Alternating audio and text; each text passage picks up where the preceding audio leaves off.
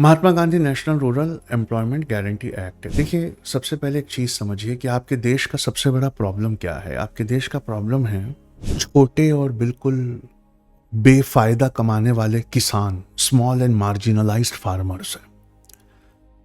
Agriculture इनको discard करने को तैयार है, लेकिन मैन्युफैक्चरिंग सेक्टर मिसिंग है जो इनको एब्जॉर्ब कर सके। तो जो प्राइमरी सेक्टर होता है हम उसको कहते हैं एग्रीकल्चर सेक्टर, जिसमें माइनिंग भी आता है, फार्मिंग भी आता है। उसके बाद मैन्युफैक्चरिंग आता है। तो हमारे यहाँ ना मैन्युफैक्चरिंग मिसिंग है, बहुत सारे कारणों से मिसिंग है। और एक कारण बड़ा ये भी है कि अब सिर्फ हमारी कंट्री में नहीं, दुनिया की हर कंट्री में मैन्युफैक्चरिंग इम्पॉसिबल हो गया है, क्योंकि चाइना सारी दुनिया से सस्ता बेचता है, आप उसको मैच नहीं कर सकते। तो इकोनॉमिक्स में कंसेप्ट आता है इकोनॉमीज ऑफ स्केल। ये रिमोट इंडिया में बनाने का जितना भी पड़ेगा, चाइना में तकरीबन उससे 15 से 60% तक सस्ता पड़ेगा। 15 से 60% तक सस्ता पड़ेगा। ये 15 से 60% सस्ता जो वो है, उसकी वजह से आपका रिमोट दुनिया में नहीं बिकेगा। तो हमारे यहाँ ना एग्रीकल्चर में बहुत सारे लोग एम्प्लॉयमेंट में, जो आपने इकोनॉमिक्स में पढ़ा, इसे डिसगाइज एम्प्लॉयमेंट कहते हैं। डिसगाइज मतलब छुप कर लेबर कर रहे हैं, छुप कर लेबर कर रहे हैं। छुप कर लेबर मतलब जरूरत नहीं है, अगर ये खेत में उस दिन काम करने नहीं भी आए तो खेत में काम हो जाएगा, इतना काम ही नहीं है खेत में। विथ एवरी पासिंग जनरेशन बड़ा खेत छोटे छोटे टुकड़ों में बंटता चला गया है। तो दादा के पास 2 एकड़ थे, 4 बेटे थे, आधा आधा एकड़ आया। हर बेटे के 2-2 बेटे थे, पाव पाव एकड़ आया। हर बेटे के फिर 2-2 बेटे हैं, तो और कम हो गया। तो क्या करें, इतना कम हो गया और इतनी प्रॉपर्टी डिवाइड हुई है कि एक सर्वे कहता है कि जो गांव के खेतों की मुंडेरें हैं, मुंडेर जो बाउंड्री बनाते हैं मड की, उसमें 1/3 गांव की जमीन फंस गई है। मुंडेरों में 1/3 गांव की जमीन फंस गई है। Can you imagine? और ये मुंडेरे जरूरी हैं, क्यों? इस पर होने वाली घास को बकरियां खाती, खेतों की घास को वो नहीं खाती। तो क्या करें जब अगर मैन्युफैक्चरिंग सेक्टर मिसिंग है और एग्रीकल्चर सेक्टर में 45 से 50% हम डिसगाइज एम्प्लॉयमेंट में भरे हुए हैं, और फिर एक सर्विस सेक्टर है। तो सर्विस सेक्टर हाईली सैचुरेटेड। हर कोई डॉक्टर बन रहा है, हर कोई इंजीनियर बन रहा है। आज से 10 साल पहले हर कोई इंजीनियर बनता था, इंजीनियरिंग फील्ड खत्म हो गई। आज हर कोई सिर्फ डॉक्टर बन रहा है। नीट के रिजल्ट सेलिब्रेट किए जा रहे हैं, सबको बांटा जा रहा है, लेकिन इतने डॉक्टर हो जाएंगे, ऊपर से एआई आ रहा है, तो डॉक्टरी में सैचुरेशन आ जाएगा। तो सर्विस सेक्टर हाईली सैचुरेटेड है, हाईली सैचुरेटेड है। तो हमारे यहाँ प्राइमरी एग्रीकल्चर वो सैचुरेटेड है, सर्विस सेक्टर सैचुरेटेड है। और क्वार्टरनरी सेक्टर में कितने लोग जिंदगी में जगह बना पाते हैं? बहुत कम। क्वार्टरनरी मतलब gold collar workers. Gold collar worker का मतलब होता है कि भाई बहुत अच्छा कमाते हैं, 1.5-2 लाख रुपया महीना से ज्यादा कमाते हैं, बहुत मुट्ठी भर। आईएएस में को भी गोल्ड कॉलर में गिना जाता है। मुट्ठी भर लोग पास हो सकते हैं, और वहां पे कंपटीशन भी बड़ा एक्यूट होता है। तो कहा ना कि ये जो खेती बाड़ी है, इसमें स्मॉल एंड मार्जिनल फार्मर है। स्मॉल एंड मार्जिनल वो इसलिए है क्योंकि उसकी खेती बहुत कम है, और एक वजह है उसके पास क्रॉप की चॉइसेस नहीं है। पूछा क्यों नहीं है चॉइसेस? कहा कि वो पूरी तरह मॉनसून पे रिलायंट है। वो पूरी तरह मॉनसून पे रिलायंट है। उसका जो खेत है वो नहर से बहुत दूर है, डैम से बहुत दूर है। पानी बरस गया तो खुशहाली है, नहीं बरसा तो खत्म है। और ग्लोबल वार्मिंग बढ़ रही है, तो रेनफॉल का इंग्लिश में एक वर्ड यूज कर रहा हूं, एराटिक पैटर्न बढ़ता जा रहा है। एराटिक पैटर्न बढ़ता जा रहा है। एराटिक मतलब कभी हुई तो बहुत जोर से, वरना हुई ही नहीं। बारिश एक अच्छी चीज है खेतों के लिए, लेकिन हर तरह की बारिश ये खेतों के लिए अच्छी चीज नहीं है। एग्जाम्पल, अगर मूसलाधार बारिश हो जाए तो वो आपके खेतों के लिए अच्छी नहीं है, उल्टा है, बहुत बड़ा नुकसान है। मूसलाधार बारिश अपने फोर्स और वेग के साथ टॉप सॉइल की पूरी लेयर बहा के लेके चली जाती है। तो आपके जो खेत हैं वो मिट्टी की कमी से मरने लगते हैं। आग को भी बहा लेती है, टॉप सॉइल ऊपर की मिट्टी को भी बहा लेती है। तो मूसलाधार बारिश ये ठीक नहीं है। तो कैसी बारिश होना चाहिए? छम छम सारा दिन जज्ब होती हुई, ज्योग्राफी का एक वर्ड यूज कर रहा हूं, स्ट्रेटस क्लाउड वाली बारिश चाहिए। क्यूमुलो निम्बस वाली नहीं चाहिए। कौन सी वाली चाहिए भाई? स्ट्रेटस वाली चाहिए, लाइटनिंग वाली चाहिए। फिर क्या होगा? नाइट्रोजन टूटेगा, ऑक्सीजन से बॉन्ड बनाएगा और H2O के H से बना के HNO3, तो अपने आप यूरिया और खाद जमीन में गिरेगी। तो वो वाली बारिश तो अब होगी नहीं यार, कि दिन भर झुम झिम झिम झिम झिम झिम झिम झिम नहीं होगी। या तो जोर से होगी या तो नहीं होगी। तो क्या करें? क्यों ना एक काम करें, गांव के ऐसे खेत जो नहरों से दूर हैं और जहां गरीब लोग रहते हैं, वहां ग्राम पंचायत की एक जमीन लेकर एक तालाब बनाया जाए जहां मूसलाधार बारिश के पानी को जमा कर दिया जाए। कहा वेरी गुड। इससे क्या होगा? तो कहा 4 महीने बारिश का सीजन, वो तो खेतों को सींचेगा ही, उसके बाद 4 महीना और ये तालाब में जमा हुआ पानी राबी की फसल को सींचेगा। तो खरीफ तो सिंचाएगी सिंचाएगी, राबी सिंचाएगी किसकी मदद से? इस तालाब में जमा पानी की मदद से। तो काम ढूंढने शहर नहीं जाना पड़ेगा, या अगर शहर जाएंगे तो हमारा बार्गेनिंग पावर बढ़ जाएगा। पूछा बार्गेनिंग पावर कैसे बढ़ेगा? का वो शहर से ठेकेदार आता है तो वो पूछता है कि चल चल टेलीफोन का तार डालना है, खुदाई करेगा ना, 150 रुपया मीटर दूंगा। नहीं साहब, तोहरा 150 रुपया में कछौ नहीं बचत है बंबई में। हमका गांव में 100 रुपया मिल जात है, 50 बच जावत है, हम नहीं आएंगे। अरे कैसे नहीं आएगा? 150 दे रहा हूं मैं। सर वो झोपड़िया में रहे के पड़ी, तो उसी में तो तुहार 100 रुपया लग जाए, खाए पिए का अलग, घर में कहा भेजेंगे हम?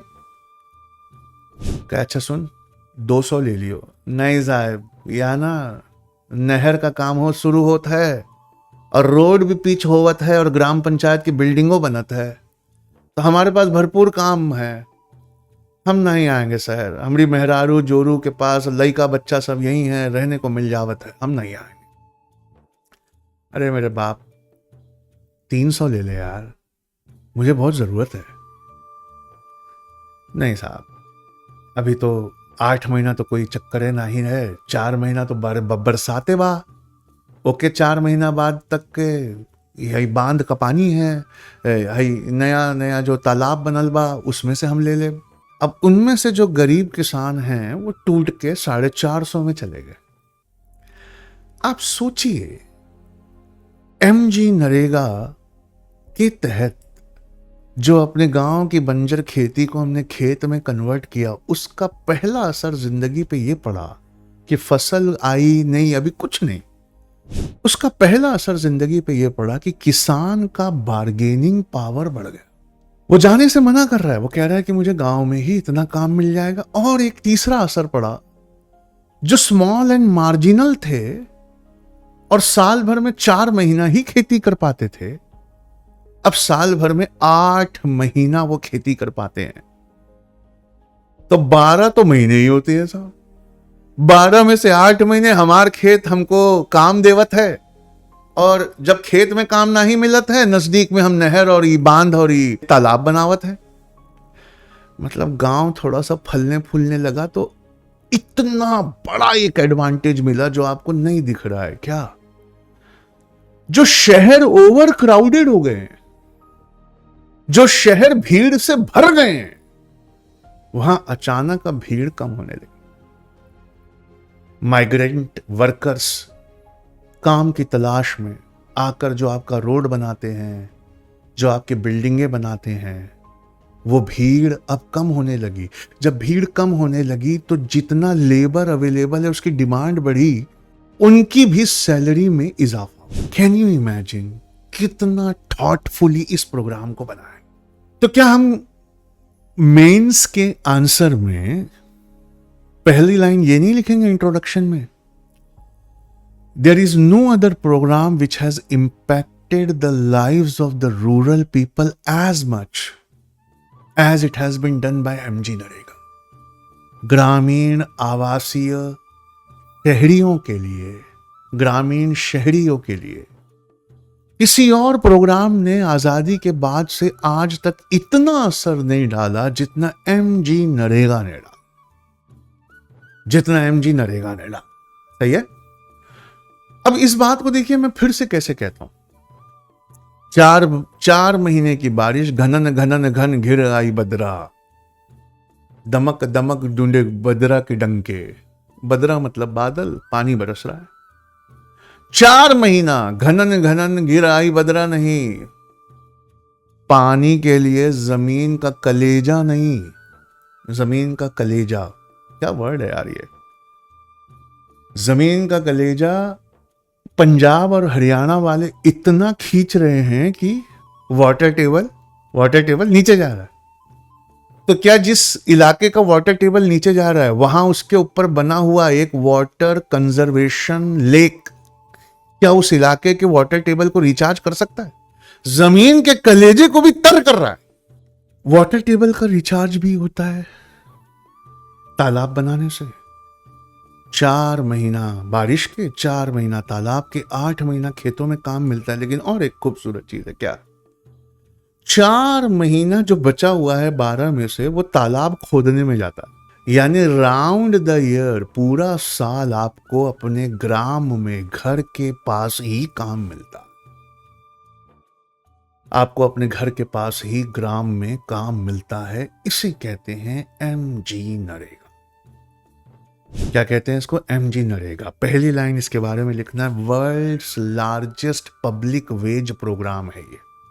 तो हमारे इंस्टीट्यूट में एक बच्चा था, तो उसने प्रधानमंत्री ग्राम सड़क योजना पर बड़ी खूबसूरत आंसर लिखा उसने। तो लिखता है कि मुझे एक शायर का शेर याद आया। बोले क्या? शायर ने कहा कि गांव को जब शहर की सड़क से जोड़ा गया तो उदास हो गए कई बुजुर्ग, क्योंकि ये सड़क जो अब उनकी औलादों को ले जाएगी तो मरने वाले दिन ही अब वापस लाएगी। अब देख रहे हैं, गांव की जुड़ी हुई, शहर से जुड़ी हुई गांव की ये सड़क अब उनकी औलादों को जो ले जाएगी तो मरने वाले दिन ही अब वापस लाएगी। इस शेर से क्या मैं एमजी नरेगा का आंसर शुरू करके नीचे लिख दूं कि इस शेर की काट करता है एमजी नरेगा? देखिए ना, रैंक लाना है ना, पहले 11वें रैंक में आना है भाई, हमको 11th रैंक लाना है, चेहरे पे स्माइल लाना है, मौसम बदलना है। जहां पेपर चेक हो रहा है उसने खड़े होकर कहना चाहिए, अरे सुनो सुनो, आप लोग पेपर चेक कर रहे हो क्या? हाँ। अरे यार, ये एक बच्चे का जरा आंसर सुन लो यार। क्या? वो उसने शेर लिखा है यार, और क्वेश्चन एमजी नरेगा पे है। वो प्रधानमंत्री ग्राम सड़क योजना पे शेर लिख के कहता है कि ये शेर की काट है एमजी नरेगा।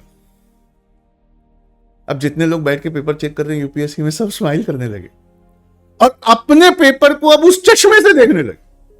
तो क्या शहरों में जाकर अपनी गरिमा को बेचने से रोकता है एमजी नरेगा? अब इसी बात को एक बच्चे ने और कैसे लिखा वो देख लीजिए। 50% ऑफ वर्किंग पॉपुलेशन डायरेक्टली और इनडायरेक्टली एग्रीकल्चर डिपेंडेंट है क्या? क्या ये 50% ऑफ पॉपुलेशन के पास कैपिटल यानी संपत्ति के नाम पर सिर्फ उनका लेबर है? तो जहां 50% पॉपुलेशन के पास labour is the only capital, labour ही एक संपत्ति और एक विरासत है, वहां दुनिया का सबसे बड़ा वेज प्रोग्राम चलाना चाहिए।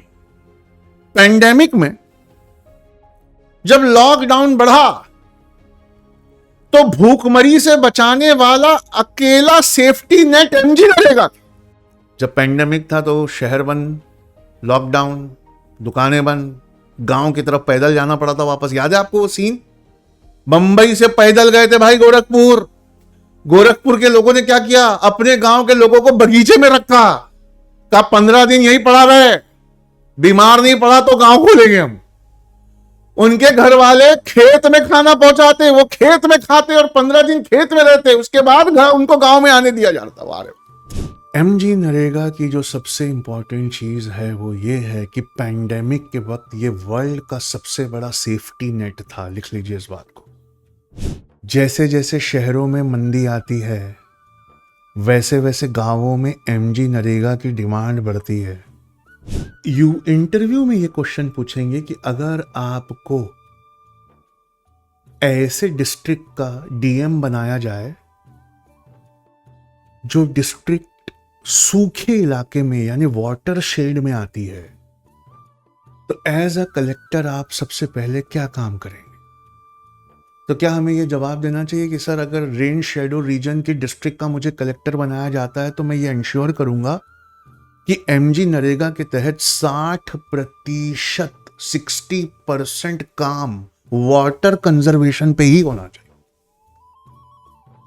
तो क्या हम अपने आंसर में एक लाइन लिख सकते हैं? ये तो इंटरव्यू है, आंसर में एक लाइन लिख सकते हैं कि रेन शेडो रीजन की लाइफलाइन है एमजी नरेगा। क्या है रेन शेडो रीजन? पहाड़ के उस साइड जहां ड्राई एडियाबेटिक हीटिंग रेट लगता है, याद है? +10 +10 +10 और बादल नहीं बनते। लिख लीजिए इस बात को। Predominantly rain fade rain shadow reason की लाइफलाइन है एमजी नरेगा। जल संवर्धन तालाब, जल संवर्धन तालाब, वाटर कंजर्वेशन पॉन्ड, क्या अपने आसपास के इलाकों के लिए बहुत सारी इकोनॉमिक एक्टिविटीज जनरेट करता है क्या? Water conservation lakes, they generate large economic activities in its vicinity. जल संवर्धन तालाब अपने इर्द गिर्द के गांवों की क्रॉप की चॉइसेस को बदल देता है। इससे उनकी पर कैपिटा इनकम बढ़ जाती है, क्योंकि अब वो ऐसी फसलों में इन्वेस्ट करते हैं जिनका एमएसपी और मार्केट मूल्य अच्छा है। Per capita income of farmer is increased, water की वजह से crop choices are increased. Interview का एक क्वेश्चन है, क्या आप अपने सिलेबस से 2 ऐसी चीजें बता सकते हैं जो बनाई ही इसलिए गई है कि वो खुद को खत्म कर ले? अगर उनका सही से इस्तेमाल किया जाए तो और वो खुद को खत्म कर ले तो ये वो दोनों चीजों की सबसे बड़ी जीत होगी। सर मतलब सवाल यह है कि 2 ऐसे कंसेप्ट हैं हमारे सिलेबस में, वो बनाए इसलिए गए हैं कि वो अपने आप को खत्म कर ले। जी, और उनका अपने आप को खत्म करना दरअसल उनका सबसे बड़ा मकसद है। जी सर, इतना बेहतरीन सवाल है तो मेरे दिमाग में तो इतना अच्छा आंसर नहीं है, लेकिन मुझे लगता है रिजर्वेशन, आरक्षण है पहला जवाब। अगर रिजर्वेशन आरक्षण का सही से इस्तेमाल करे, सबको सामाजिक न्याय मिलने लगे और हर कोई गरीबी रेखा से ऊपर आ जाए, तो फिर हम आरक्षण ही खत्म कर सकते हैं सर। और आरक्षण का खुद को खत्म करना ही आरक्षण का मकसद है। Very good. दूसरा आता है मुझे आंसर, लेकिन मैं इधर देख रहा हूं। दूसरा एमजी नरेगा सर, गांव के आसपास इतने तालाब, इतने बांध, इतनी नहर बन जाए कि हर किसी की इनकम इतनी बढ़ जाए कि वो अब एमजी नरेगा में काम ही ना मांगे। क्या बात है किसान जी, आजकल एमजी नरेगा में काम मांगने नहीं आते। वो तालाब, वो छोटा नहर बनाए हैं, वो पानी उसमें इतना है कि हमको हमारे ही खेत से काम मिल जावत है, हमको नहीं आना पड़ता है। तो एमजी नरेगा अपने आप को खत्म कर ले, ये उसका सबसे बड़ा मकसद है। एनवायरमेंट के लिए भी एमजी नरेगा बहुत इंपॉर्टेंट। कैसे? वाटर टेबल रिचार्ज होता है, शैलो पॉन्ड्स बनते हैं, शैलो पॉन्ड्स, बहुत गहरे नहीं बना पाते, शैलो, तो उसमें सनलाइट खूब अच्छी आती है, तो उसमें फाइटोप्लैंक्टन यानी अलगी बहुत जन्म लेती है, तो वहां मछलियां बहुत होती है, तो उन मछलियों को खाने वाली चिड़ियाएं बहुत होती है, और एक वेटलैंड इकोसिस्टम गांव के चारों तरफ तैयार होता है। मैं करेक्ट? मतलब मुझे सिलेक्शन चाहिए, मुझे फर्स्ट रैंक चाहिए। भारत सरकार किसानों की आमदनी को दोगुना कर रही है, उसका एक ही तरीका है क्या? बड़े बांध, नहरें, छोटी नहरें, और जहां नहरें नहीं पहुंच पाती वहां पानी की कमी ना होने पाए, इसलिए एमजी नरेगा के बांध, ये सब मिलाकर ही हम सिर्फ अपने फार्मर की पर कैपिटा इनकम को डबल कर सकते हैं। लिख लीजिए, फार्मर पर capita income can be doubled. जिस तरह से ग्लोबल वार्मिंग बढ़ रही है और सॉइल अपना मॉइस्चर लूज कर रही है, एनवायरनमेंट का ही पॉइंट ऑफ व्यू बोल रहा हूं, जिस तरह से ग्लोबल वार्मिंग बढ़ रही है और सॉइल अपना मॉइस्चर लूज कर रही है, क्या हमें एमजी नरेगा के और इरिगेशन सिस्टम्स बनाने पड़ेंगे? तो क्या कह सकता हूं कि बढ़ रहे सूखा, इसके लिए इंग्लिश का एक वर्ड सुनाता हूं, डेजर्टिफिकेशन। डेजर्टिफिकेशन के खिलाफ रोकथाम है एमजी नरेगा। लिख लीजिए, डेजर्टिफिकेशन के खिलाफ रोकथाम है एमजी नरेगा। किसी ने लिखा 2022 तक डबल कर दी थी फार्मर की इनकम, 2022 तक अदानी की इनकम डबल हो गई भाई। एमजी नरेगा क्या करता है भाई? ये वाटर कंजर्वेशन एफर्ट है, लेकिन इकोलॉजिकली भी बहुत इंपॉर्टेंट है। इकोलॉजिकली भी बहुत इंपॉर्टेंट है। क्या मर्द काम की तलाश में शहरों की तरफ जा रहे हैं? क्या वो अपनी औरतों को खेतों पे काम करने के लिए पीछे छोड़ रहे हैं? औरत खेतों में काम करती है, मर्द वहां काम करता है, तब जाकर मुश्किल से घर चलता है। इसे कहते हैं फेमिनाइजेशन ऑफ एग्रीकल्चर। वर्ड लिखिए, फेमिनाइजेशन ऑफ एग्रीकल्चर। मर्द हजरात का काम की तलाश में शहरों की तरफ माइग्रेंट, मर्द हजरात का काम की तलाश में शहरों की तरफ माइग्रेट होना और औरतों का खेतों में काम करना, इसे कहते हैं फेमिनाइजेशन ऑफ एग्रीकल्चर। अगर मर्द हजरात को गांव में ही पूरे वक्त पानी मिलेगा और शहर जाने पर उतना नहीं बचेगा, तो क्या फेमिनाइजेशन ऑफ एग्रीकल्चर के तहत औरतों पे जो डबल मेहनत का पहाड़ टूट रहा है, एक तो उन्हें घर चलाना है, घर का सारा काम करना है, और फिर खेतों का सारा काम करना है, क्या ये फेमिनाइजेशन ऑफ एग्रीकल्चर को रोकेगा? क्या ये मर्दों को गांव छोड़कर जाने से रोकेगा? लिख लीजिए, this MG NREGA is an antidote to feminisation of agriculture. Antidote, ANTIDOTE, जैसे सांप के जहर को मारने वाली दवा होती है, वैसे फेमिनाइजेशन ऑफ एग्रीकल्चर को बचाने वाली दवा होती है। सही है? अब एक बहुत हार्ड क्वेश्चन पूछ रहा हूं मेंस का, क्या एमजी नरेगा किसी सूखी नदी को, ड्राइड रिवर को रिवाइव कर सकता है? कैसे? नदी का पानी अब लोग और नहीं खींच रहे। किस चीज का पानी खींच रहे हैं? अपने तालाबों का पानी खींच रहे हैं, इसलिए नदी में पानी वापस आ रहा है। नहीं, और एक वजह है, मैं समझाना चाहता हूं। यहां एक लोधी गार्डन है, बड़ा खूबसूरत। लोधी ने क्या किया था? उन्होंने क्या किया था? सिकंदर लोधी ने अफगानिस्तान से लेकर मध्य प्रदेश तक, जहां तक उनका राज था, बंगाल तक, हर राज्य से एक पेड़ लाकर अपने लोधी गार्डन में लगवाया। और लोधी गार्डन से, जहां पर एक नहर है आज, वहां से 2 नदियां निकलती थी। उन नदियों के नाम लिखे हुए थे कि हमने इसी जगह को क्यों चुना है, क्योंकि यहां से 2 नदियां निकलती हैं। आज जाएंगे तो वो नदियां निकल ही नहीं रही। क्यों? क्योंकि छोटे छोटे इंजेक्शन लगाकर, जिसे हम ट्यूबवेल कहते हैं, दिल्ली के लोग पानी खींच ले रहे हैं। उन नदियों में पानी आ ही नहीं रहा। तो इमेजिन करिए, ये मेरा हाथ है, इसमें एक छोटी सी नदी बहती है, पर नदी के दोनों तरफ 2,10,00,000 ट्यूबवेल लगे हुए हैं, जो ग्राउंड वाटर ही खींच लेते हैं। वो नदी तक उस वाटर को आने ही नहीं देते। तो क्या वो नदी सूख जाएगी कि नहीं सूख जाएगी? तो क्या एमजी नरेगा में जब वाटर टेबल रिचार्ज होगा, वाटर कंजर्व होगा, तो क्या नदी के अंदर भी दोबारा पानी आएगा? 2024 का एक करंट अफेयर्स लिख लीजिए। अब देखिए मार्क्स कैसे बढ़ते हैं। पल्लासना विलेज इन केरला, लिख लीजिए, PALLASSANA, Pallassana village in Kerala, Palakkad district. MG NREGA has revived a river and all the well of the villages. गांव के कुओं में वापस पानी आ सकता है। कैसे? ग्राउंड वाटर रिचार्ज है तो पानी ऊपर आ रहा है। सुनना है, नेक्स्ट वेरी इंपॉर्टेंट चीज है।